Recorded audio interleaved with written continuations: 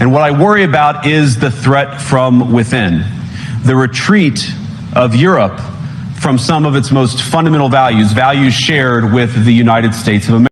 The night was heavy with silence in Ouagadougou, broken only by the faint buzz of cicadas and the occasional bark of a stray dog. The streets were dimly lit, a mixture of flickering bulbs and orange halos of weak street lamps. A black SUV rolled in slowly, its windows tinted so deeply that it looked like a moving shadow. Few people noticed, and those who did turn away, understanding instinctively that whatever was happening wasn't meant for ordinary eyes. Inside that SUV sat JD Vance, the American senator who had slipped out of Washington under the pretext of a private retreat.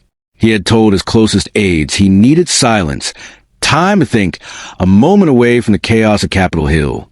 In truth, he was thousands of miles away, seated nervously in the back seat as the Burkinabe driver hummed a tune under his breath and steered him toward the presidential compound. The air smelled faintly of dust and wood smoke. Vance pressed his hand against the cool glass, peering out at the unfamiliar streets. He wondered if anyone back home had the faintest idea where he was. No reporters, no cameras, no one but the man waiting for him knew he was here. When the car finally slowed at the gates, soldiers stepped forward with rifles slung across their shoulders. Their eyes scanned the SUV with sharp, unyielding focus. The driver rolled down his window and muttered a few words in French. The soldiers listened, nodded once, then opened the gates. The vehicle rolled inside. The compound was quiet, yet alive with a strange energy. A few guards in camouflage uniforms lingered at the edges, watching with suspicion. Vance's pulse quickened. He had read about Ibrahim Traoré, the young leader of Burkina Faso, a figure painted alternately as a revolutionary hero and a defiant thorn in the side of Western powers.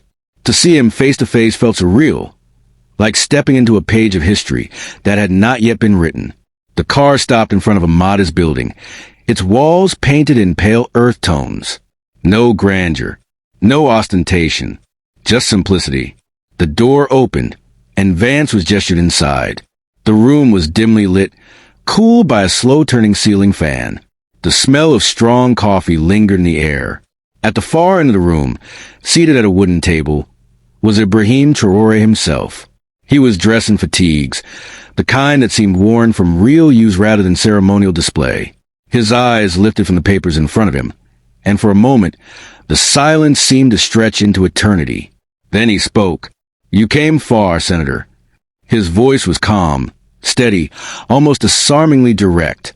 Vance felt the weight of the moment pressing down on him. He stepped forward, extending a hand. Traoré rose, clasped it firmly, his grip strong and unwavering.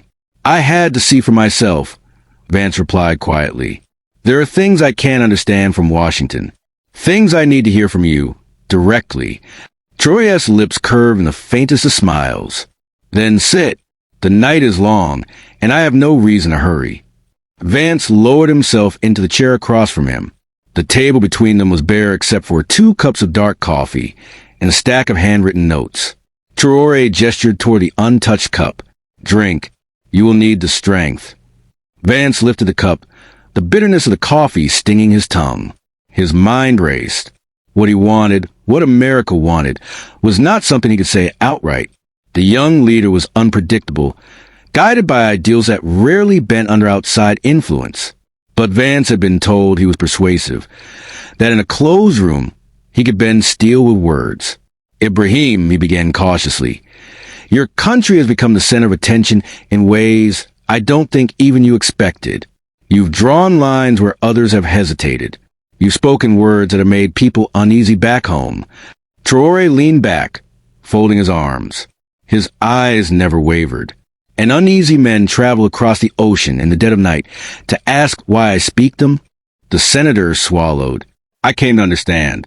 And maybe to ask, what is it you really want?" For a long time, Traoré said nothing. The ceiling fan creaked overhead, pushing the heavy air in lazy circles. Then, finally, he leaned forward, resting his elbows on the table. "What I want," he said slowly, "is not hidden. It is not whispered in shadows. I say it openly to my people, to the world. Dignity, freedom, The right for our soil to be ours, not a playground for others. What surprises me is that a man like you travels so far to ask what I already say in daylight. Vance felt a prickle at the back of his neck. He had been briefed on this. Of course. He knew the words Traore had spoken in speeches. But here, in this quiet room, they carried a weight that was different, sharper, more cutting.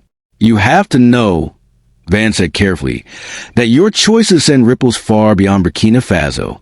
There are those who see your path as dangerous. Dangerous to whom?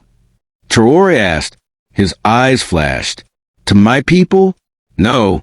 Dangerous only to those who grew fat on our hunger, who built their towers on our broken backs. If they tremble now, it is because the ground beneath them is no longer steady. And maybe it should not be. The word struck Vance like a hammer. He set his cup down, trying to steady his breath. This was not the cautious, diplomatic conversation he had hoped for. Traore's reply was not measured, not softened. It was fire, spoken without fear. You think America has no enemies, Traore continued, his voice low but fierce. But sometimes the greatest enemy is arrogance. You arrive with power in your hand, but no understanding in your heart. That is why empires fall, Senator. Not because they are defeated, but because they never listened when the world spoke back. The room was suddenly heavier, the silence more suffocating. Vance struggled to form his response. He had come expecting firm words, maybe even defiance, but this was something else. It was conviction stripped bare.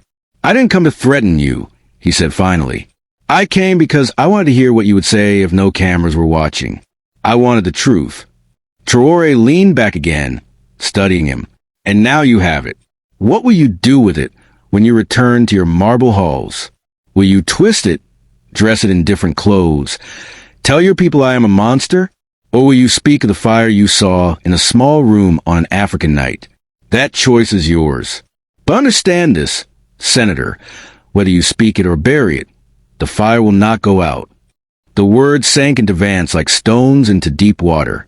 He realized then that nothing he could offer, no promise, no bargain, no threat, would sway the young leader sitting across from him. The man was immovable, not out of stubbornness, but out of a certainty that was unshakable. For the rest of the night, they spoke little. The silence carried more weight than words ever could. When the time came for Vance to leave, Traore stood, shook his hand once more, and said only, "History will remember who listened and who did not." The senator walked back to the SUV with a heaviness he could not name. The city outside was still, but something inside him was in motion, unsettled, transformed. As the gates closed behind him and the vehicle disappeared into the night, the words of the young leader echoed in his mind, sharper than any headline, louder than any applause in the Senate chamber. And for the first time in his political life, JD Vance was left utterly stunned, unsure whether he had just glimpsed the future of a nation. The SUV cut through the sleeping city like a phantom, its engine barely audible against the background hum of Ouagadougou. JD Vance sat in silence, his face reflected faintly in the tinted glass. He should have felt relief leaving the compound, but instead there was a hollow tightness in his chest, a sense that something had shifted in him, something he couldn't yet name. The driver said nothing, only hummed the same haunting melody he had before. The song stuck in Vance's mind, weaving itself into the silence until it felt like a ritual, as though the tune itself were carrying him away from the young leader's words, but leaving them echoing still, unshaken. He pressed his palm against his thigh, restless. Traore's voice lingered in his mind, sharper than any debate he'd ever heard in Washington, clearer than the rehearsed speeches on polished stages. History will remember who listened and who did not. Back home, everything was about maneuvering, strategy, compromises tucked neatly into legislative packages no one read.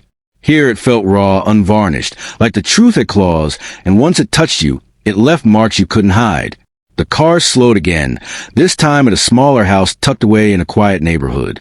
Vance hadn't been told about this stop. He straightened, suspicion bristling. The driver glanced back. "Just a moment, monsieur.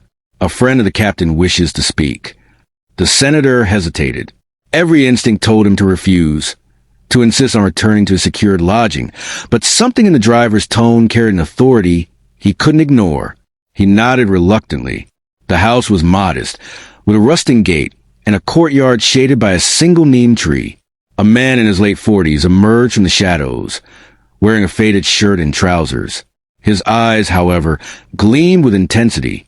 "Senator Vance," the man greeted, his English accented but clear.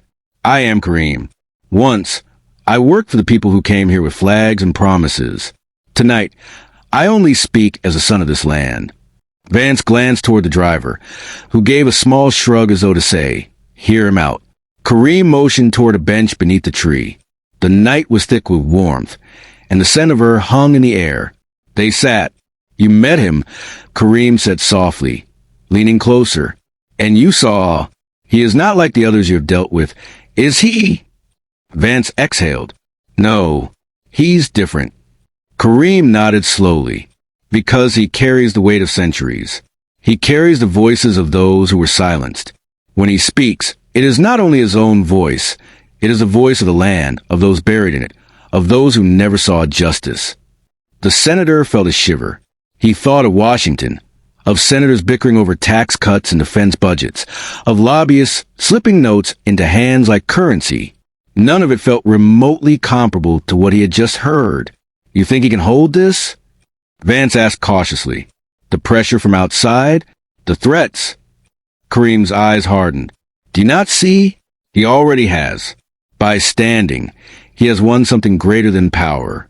He has won belief. And belief, Senator, is stronger than your drones, stronger than your sanctions. Men will starve for belief, fight for it, die for it. That is what makes you uneasy." The words cut through him. Vance rubbed his forehead, weary. "You speak as though I'm the enemy." Kareem tilted his head. "Are you not? You came here hidden in the dark. Why? Because you fear what sunlight will reveal, that America does not come as a friend, but as a master. I didn't come here to dominate anyone." Vance shot back, his voice low but tense. "I came because I wanted to understand. If I wanted control, I wouldn't have sat in that room. I would have stayed in Washington, pulling strings from a distance." Kareem studied him for a long time, then gave a faint smile. "Perhaps you are not like the others, but you will return to them. And when you do, they will ask you to speak of what you saw. That moment will decide who you truly are." The silence between them stretched, broken only by the rustle of the neem leaves. Finally, Kareem stood. "Go back now, Senator. The night grows heavy, and dawn has its own secrets. Remember, not every truth is safe to carry home, but neither can you set it down once you've held it."